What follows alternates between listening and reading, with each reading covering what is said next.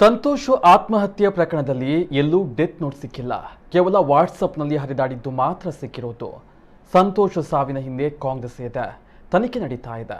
ಎಲ್ಲ ಸತ್ಯಾಸತ್ಯತೆಗಳು ಬಯಲಾಗಲಿದೆ ಎಂದು ಬಿಜೆಪಿ ರಾಜ್ಯಾಧ್ಯಕ್ಷ ನಳಿನ್ ಕುಮಾರ್ ಕಟೀಲ್ ಹೇಳಿದ್ದಾರೆ. ಉಡುಪಿಯ ಖಾಸಗಿ ವಸತಿ ಗೃಹದಲ್ಲಿ ಆತ್ಮಹತ್ಯೆ ಮಾಡಿಕೊಂಡ ಗುತ್ತಿಗೆದಾರ ಸಂತೋಷ್ ಪಾಟೀಲ್ ಆತ್ಮಹತ್ಯೆಯ ಪ್ರಕರಣಕ್ಕೆ ಸಂಬಂಧಪಟ್ಟಂತೆ ಮಂಗಳೂರಿನಲ್ಲಿ ಮಾಧ್ಯಮ ಪ್ರತಿನಿಧಿಗಳು ಕೇಳಿದ ಪ್ರಶ್ನೆಗೆ ಪ್ರತಿಕ್ರಿಯೆ ನೀಡಿದ ಅವರು, ಯಾಕೆ ನೀವು ಅವತ್ತು ಜಾರ್ಜ್ರನ್ನ ಬಂಧಿಸಿಲ್ಲ? ಸಿದ್ದರಾಮಯ್ಯ ಸರ್ಕಾರ ಇದ್ದಾಗ 24 ಮಂದಿ ಕಾರ್ಯಕರ್ತರ ಹತ್ಯೆಯಾಗಿತ್ತು. ಆ ಘಟನೆಯಲ್ಲಿ ಸಿದ್ದರಾಮಯ್ಯನವರನ್ನ ಜೈಲಿಗೆ ಕಳುಹಿಸಬೇಕಾಗಿತ್ತು. ಹಗರಣವೊಂದರಲ್ಲಿ ಬೇಲ್ ಪಡೆದಿರುವ ಕಾಂಗ್ರೆಸ್ ಅಧ್ಯಕ್ಷರು ಕೂಡ ಜೈಲಿನಲ್ಲಿ ಇರಬೇಕಾಗಿತ್ತು. ಅಲ್ಲದೆ ಯೂತ್ ಕಾಂಗ್ರೆಸ್ ಅಧ್ಯಕ್ಷ ನಲಪಾಡ್ ಮೇಲೆ 10 ಕೇಸುಗಳಿದ್ದು ಅವರನ್ನು ನೀವು ಜೈಲಿಗೆ ಹಾಕಬೇಕು.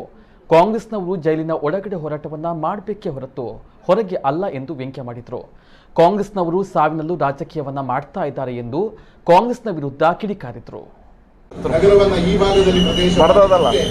ಇವತ್ತು ಸಂತೋಷ್ ಆತ್ಮಹತ್ಯೆ ಹಿಂದೆ ಎಲ್ಲೂ ಡೆತ್ ನೋಟ್ ಇಲ್ಲ, ವಾಟ್ಸಪ್ಗಳಲ್ಲಿ ಹರಡಿರ್ತಕ್ಕಂಥ. ಯಾಕೆ ಜಾರ್ಜ್ ಅನ್ನ ನಿಮ್ಮ ಸರ್ಕಾರದಲ್ಲಿ ಬಂಧನ ಮಾಡಲಿಲ್ಲ? ಸಿದ್ದರಾಮಯ್ಯ ಸರ್ಕಾರ ಇದ್ದಾಗ 24 ಜನ ಹಿಂದೂಗಳ ಹತ್ಯೆ ಆಗಿದೆ. ಆ ಘಟನೆಗಳಲ್ಲಿ ಸಿದ್ದರಾಮಯ್ಯನನ್ನು ಬಂಧಿಸಬೇಕು. ಹಗರಣದಲ್ಲಿ ಬೇಲ್ನಲ್ಲಿರ್ತಕ್ಕಂಥ ಅಧ್ಯಕ್ಷರು ಅವರು ಒಳಗಿರಬೇಕು. ಅವರ ಕಾಂಗ್ರೆಸ್ನ ಯುವ ಕಾಂಗ್ರೆಸ್ನ ಅಧ್ಯಕ್ಷ ಈ ಭಾಗದಲ್ಲಿ ಒಂದು ಕೊರತೆ ಇದ್ದದ್ದು ನಲಪಾದವರು ಅವ್ರ ಮೇಲೆ 10 ಕೇಸ್ಗಳಿದ್ದು ಒಳಗೆ ಹಾಕಿ.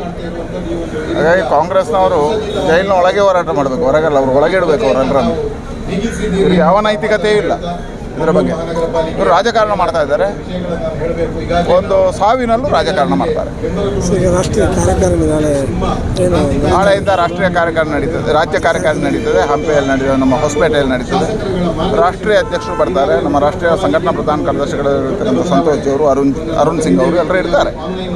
ಒಟ್ಟು ಮುಂದಿನ ಚುನಾವಣೆಗಳು, ಮುಂದಿನ ತಯಾರಿ ಎಲ್ಲ ದೃಷ್ಟಿಯಿಂದ ನಮ್ಮ ಚರ್ಚೆಗಳು ನಡೀತದೆ.